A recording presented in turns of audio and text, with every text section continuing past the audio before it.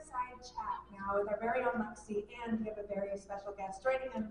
This is Elizabeth Weil. She is the founder and managing director of Scribble, has an over 2-decade career in VC and tech. She's an advisor, she's a friend, she is a teacher. She is here to speak to us today. Hold on.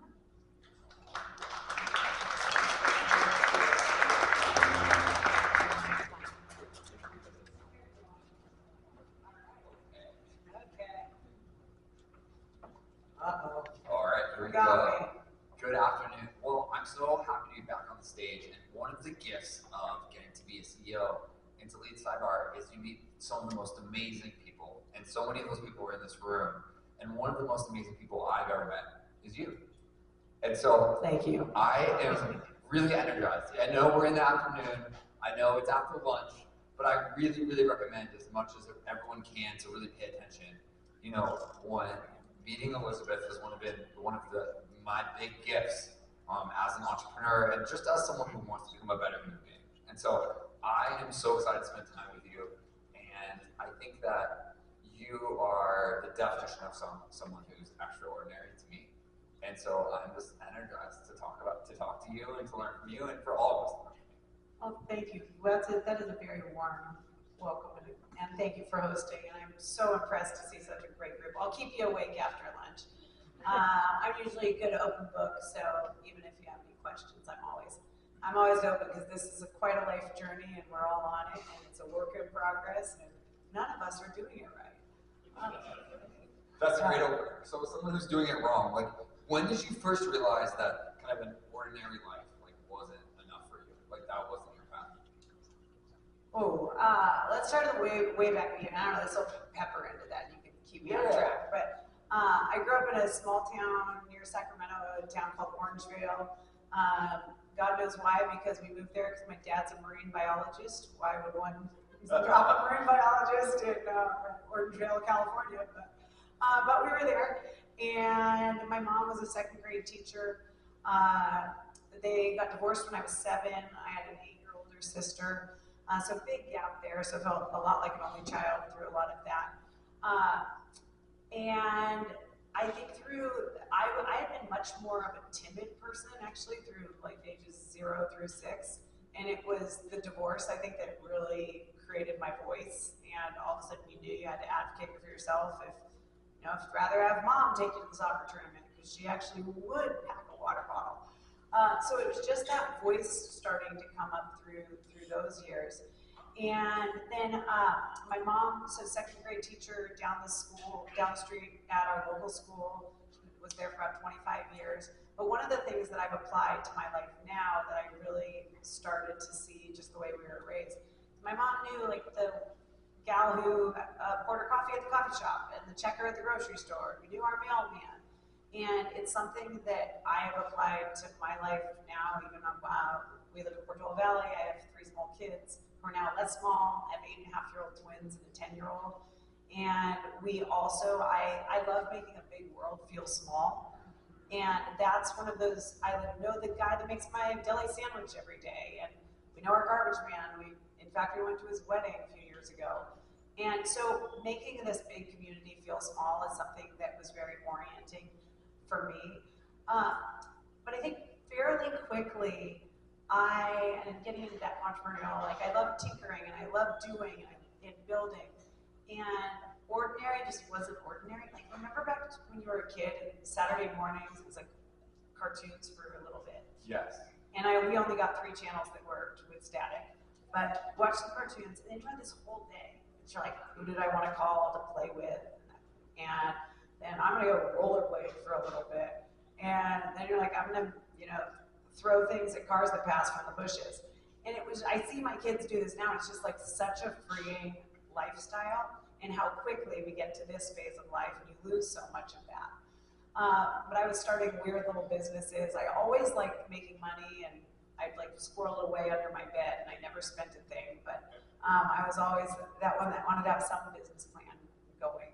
And then pretty quickly it turned into a runner, and that's been an anchoring point. I'm sure we'll get to some of that through this. But my mom and I started running 3 miles in the neighborhood before dinner every night because we had no time to talk. She was busy, and I was busy doing homework. That started in 4th grade and continued to be a runner and ran through high school, college. So I came out to Stanford for undergrad and my master's in engineering. Wasn't able to go, but ended up getting a full private foundation. I got a scholarship from this foundation, and that paid to support the education for the rest of my life. And I would not have been able to say yes to Stanford had I not gotten that. But what I loved about this group is they wanted to foster you to pursue whatever you wanted to. If you wanted to do music or philosophy or medicine or business, you didn't just need to be the straight and narrow. So we had people in that program go on to score Spielberg for films and other odder things that aren't just the typical thing you learn in college.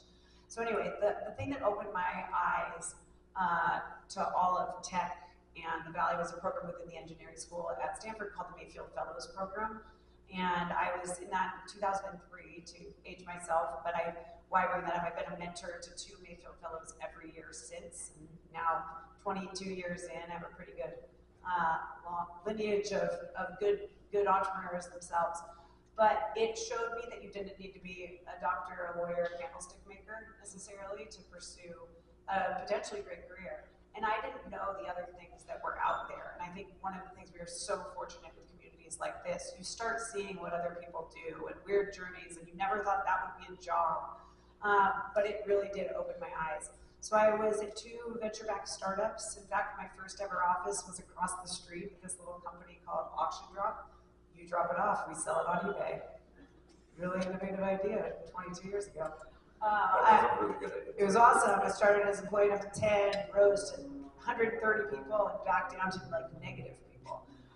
Great ride. And after Stanford, I went over to Menlo Ventures, a stage agnostic firm on Sand Hill, and learned the ropes there. And then went to Institutional Venture Partners. And it was actually there that all of my parts of life start to converge. We made this little investment in Twitter in the end of 2008, and it was 20 people at the time. And Kevin, my husband, and one of the legs of the Scribble stool, and also he's a day-to-day operator, and also that how important choosing the partner in your life has been. We met on the triathlon team at Stanford, and he was a physics PhD, so he was a nerd thinking in the lab. And I came home and I said, this little company, Twitter, is doing all these exciting things. So he went over in the early days there as the 30th person, stayed for 7 years running product before continuing to operate. And I just realized how much fun he was having.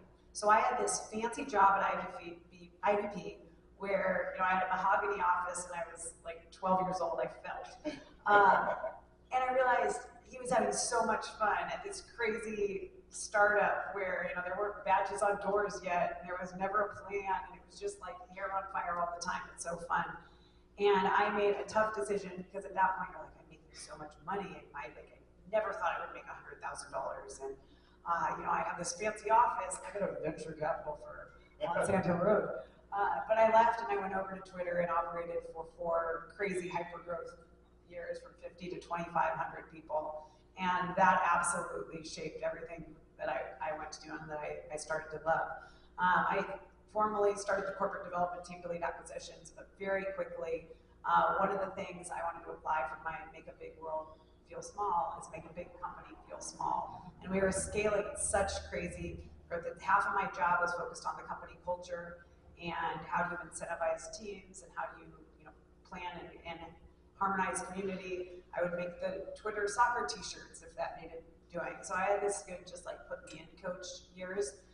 And after that phase was recruited out by Andreessen Horowitz and built a team there called Market Development. So that connected the Fortune 500 to our portfolio companies and goal revenue.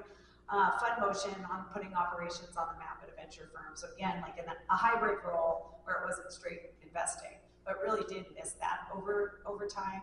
So 5 years ago, started Scribble Ventures, and that was basically out of a playbook that Kevin and I had run, angel investing, small personal checks, and for any of you that are interested in that, just getting started. This was not big money at all, but starting to just invest in our network and people that were doing interesting things.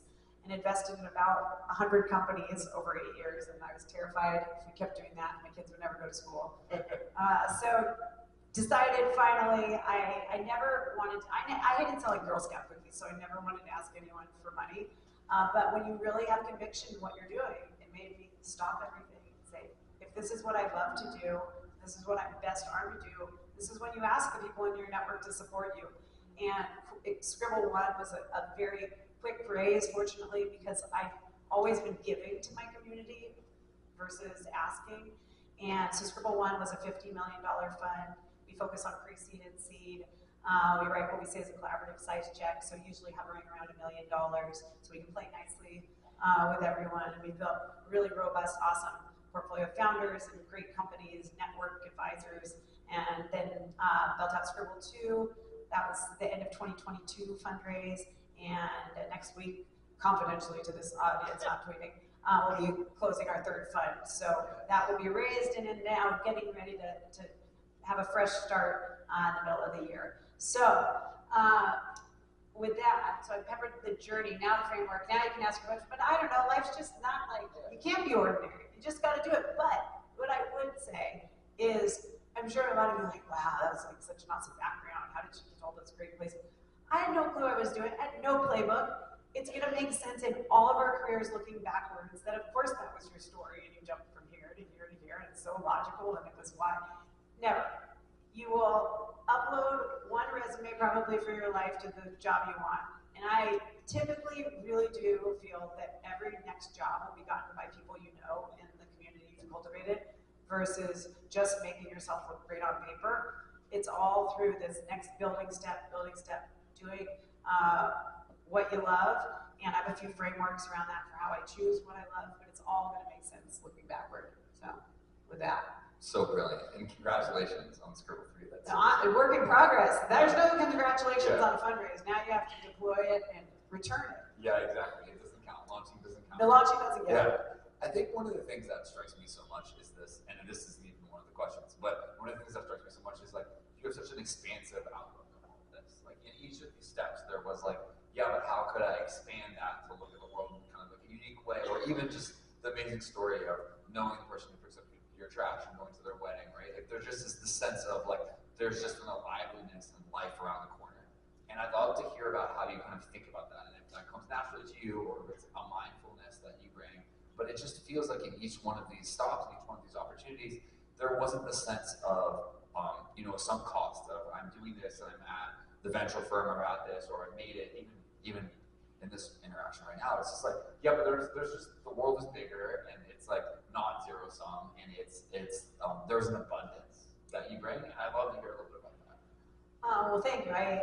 I think curiosity is probably the underpinnings of all of it. I love learning. I love learning new things. I have so many weird, I'm an expert Lego set doer. Half of my kids aren't allowed in the living room because it's called Mommy's Museum. And those are all my Lego sets. Yeah. We have extra shelves built into our walls for my Lego sets.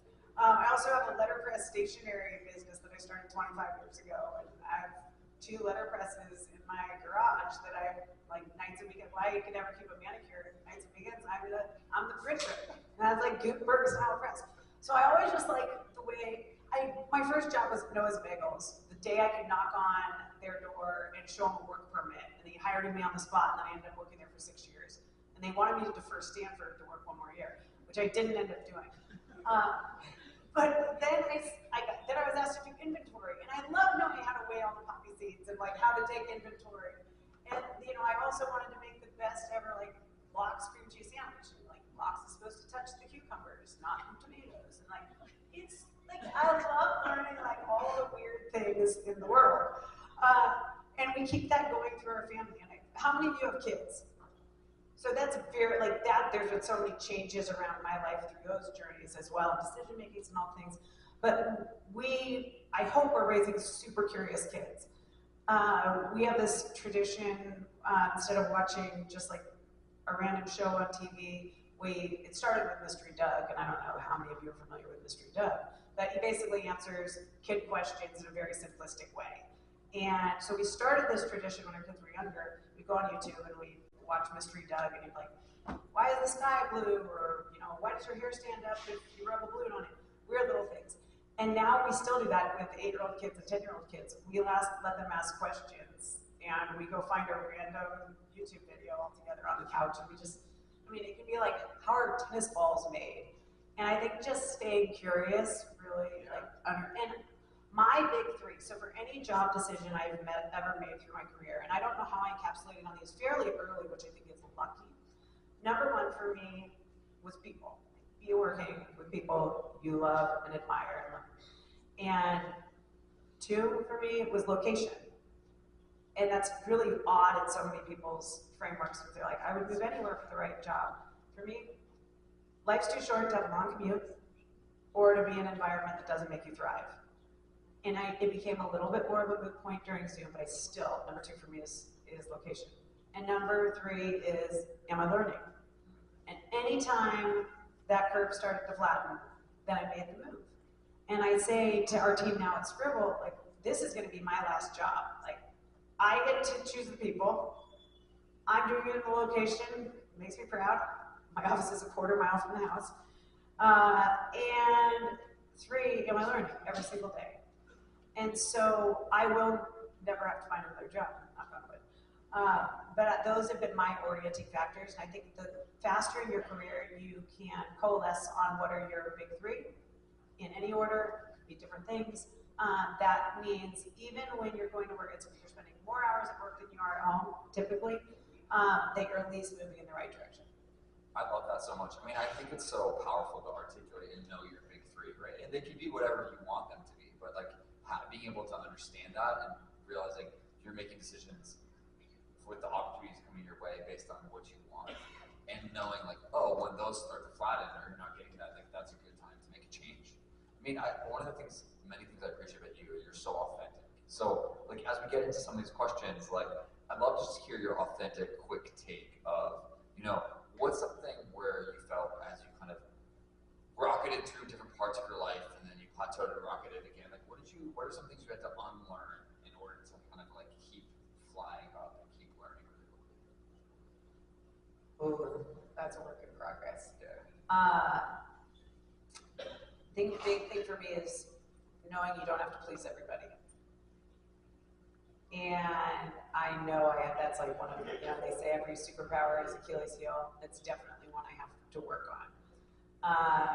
Because you can't make everyone happy in business. And there's always, everyone has different goals, and but you don't have to be a jerk on that. You don't have to please everyone, but you don't have to be a jerk. So I still have to work on that.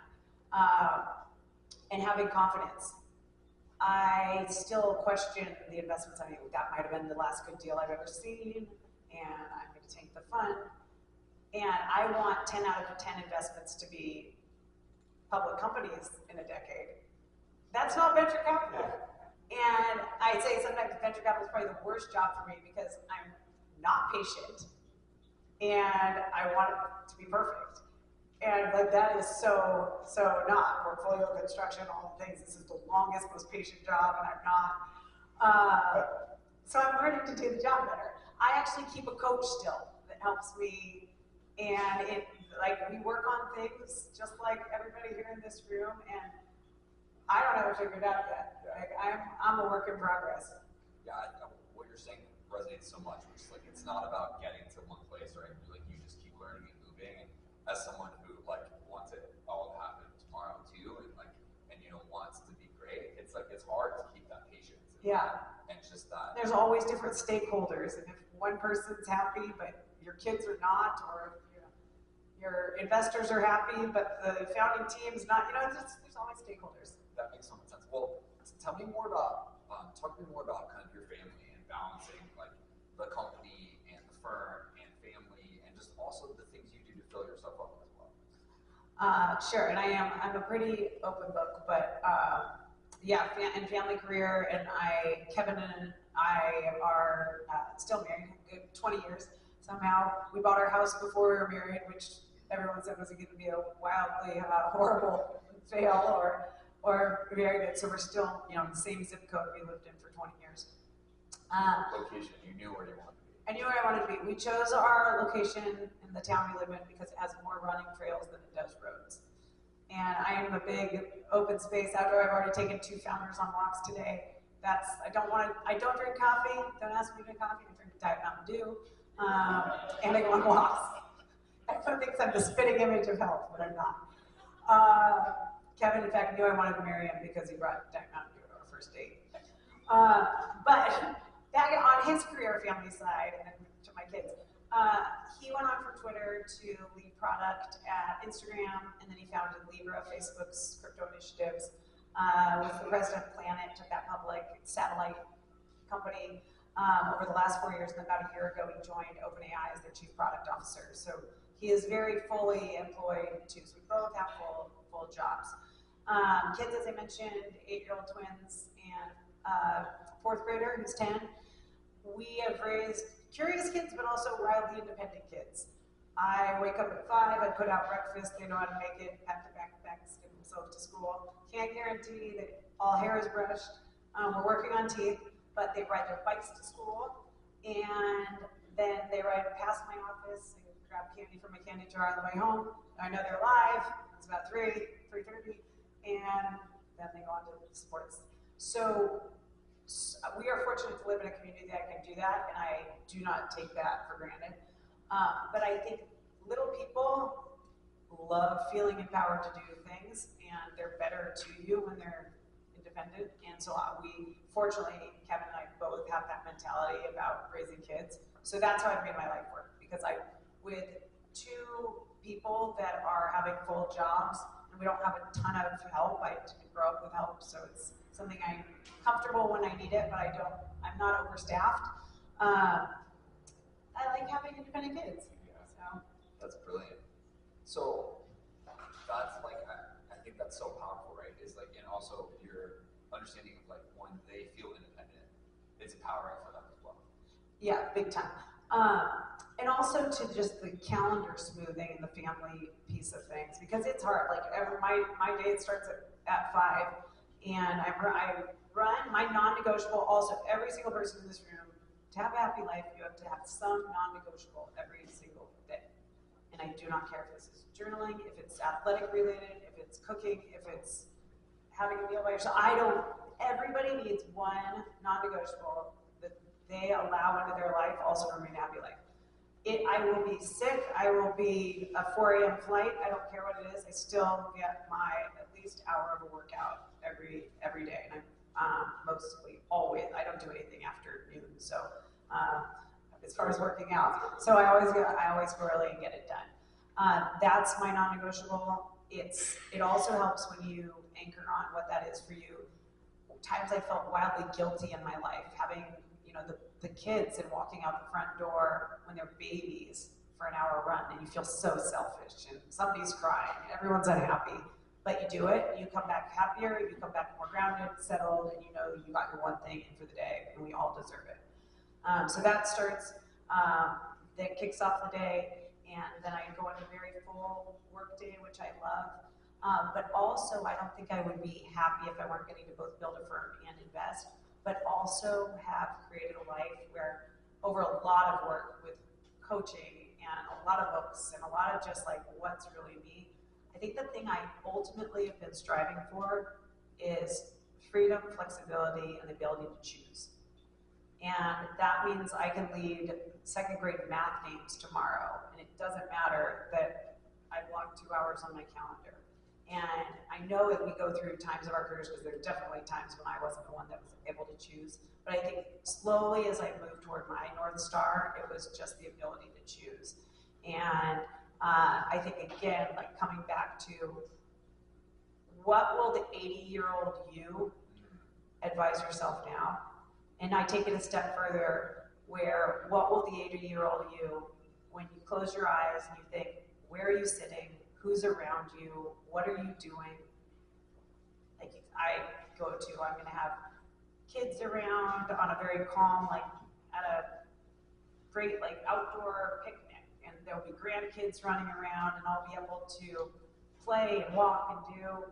And when I come down to it, it's like what really comes up in that? You're with people, you love, you have your health, Yes. you have your mental ability, and you're in a place you cherish. Yeah. And I would say the fifth that could come into that is do you have like gobs of money? And like very rarely do gobs of money come into that 80-year-old you when you're sitting there. And so I think when I try to ask myself, and it can be weird things about making a decision with an employee that's asking for a raise, like coming back to what would the 80-year-old me advise in this situation? And that's like always been a pretty grounding framework for me. I love it.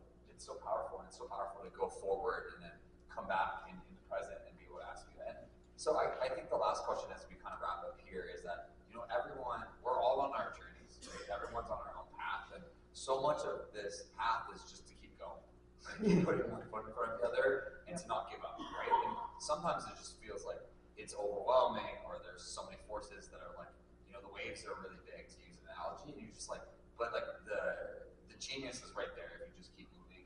Yes. If you kind of think about yourself, and even if you look back 10 years from now, or 10 years in the past, and you could whisper like something to that person and be like, what do you know now to your previous 10 years ago stuff? Like, what would you say? Like, what would you, based on everything you learned, like, what would you say to kind of inspire yourself then, and kind of for us to think about as we kind of go forth? Yeah, that's a tricky question. Well, I always do like that saying of the you right now, would you ever think you were here? You would be so proud of yourself if a decade ago you saw where you are right now and how much you've accomplished. And this is totally separate, but how many of you have ridden in a Waymo? So like that first ride, you get in, you're like, there's no driver here, this is weird, and then you're starting and you're like, oh my god, there's a biker, and oh my god, we stopped the stop sign. And all of a sudden you're like, I'm living in the future, this is amazing, mind is blown. And then 5 minutes in, you're like scrolling on your phone, and you're like, why? The music's too loud. And how quickly, mind blown, to this is just an everyday thing, this is cool. And I think we get so used to what our present state is, we don't look at the progress we've made over that decade, over that 2 decades. I never thought I would be 5 years into my own venture firm if you'd asked me 10 years ago. No clue. And so I just think we have to have those mini celebrations on. It's so used to it because you're just here where you are now, how much progress we've all made. So we got to think of that first Waymo experience. You're like, mind blown, I'm here. And then you're like, man, this is cool. I'm not really happy where I am. Exactly. I want to go higher. I want to make change. Yeah. I think that's such great advice. Well, we're so lucky that you're here. One of the things is that this is how I feel every time we get to talk, is I walk away and I'm like, oh my gosh, I'm just a better person and I learned so much. So I'm so glad we got to share all this with everyone here. So thank you. Well, thank you, and it's inspiring to see a community of you built. People are all on this journey together. So I think it is, it's relationships that we'll all come back to at the end of our lives and through our careers. But take advantage of those. It's not just choosing the perfect company and the perfect next spot, it's the people you're doing it with. And I think the people, even in this community, will help us all get there. So thanks for building such a strong group. Thank you.